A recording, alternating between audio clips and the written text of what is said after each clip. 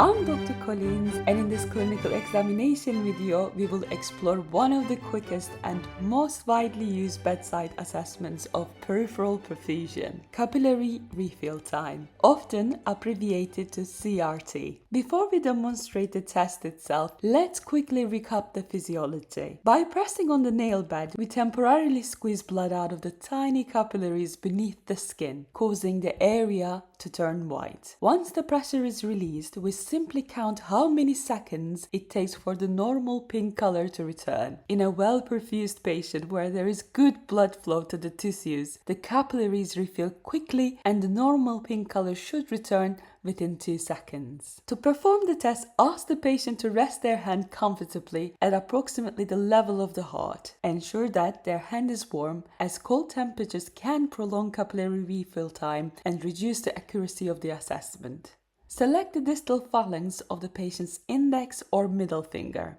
Using your thumb, apply firm pressure to the nail bed while counting to 5. Release the pressure and observe how quickly the normal pink color returns. In healthy individuals, capillary refill should usually occur within 2 seconds. A prolonged capillary refill time may suggest reduced peripheral perfusion, meaning blood is not reaching the tissues as effectively as it should. This can occur in conditions such as dehydration, hypovolemia, shock, or sepsis. Before we finish, here are a few clinical pearls about the sites you can use to check capillary refill time. The fingernail is the most commonly used site for measuring capillary refill time in adults. However, it can also be assessed on the palm of a finger or toe, or on the sternum when appropriate.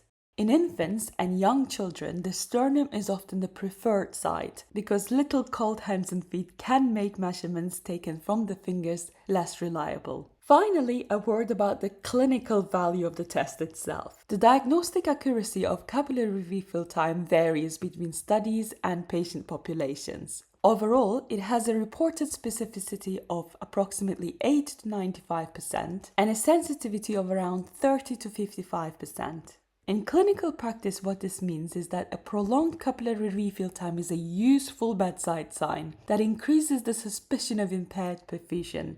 However, a normal capillary refill time does not exclude serious illness and should always be interpreted alongside the patient's history, observations, and the rest of the clinical examination. Thanks for watching. If you like this video, please like and subscribe to fuel the passion to create more videos. And don't forget to check out our other clinical videos on our channel.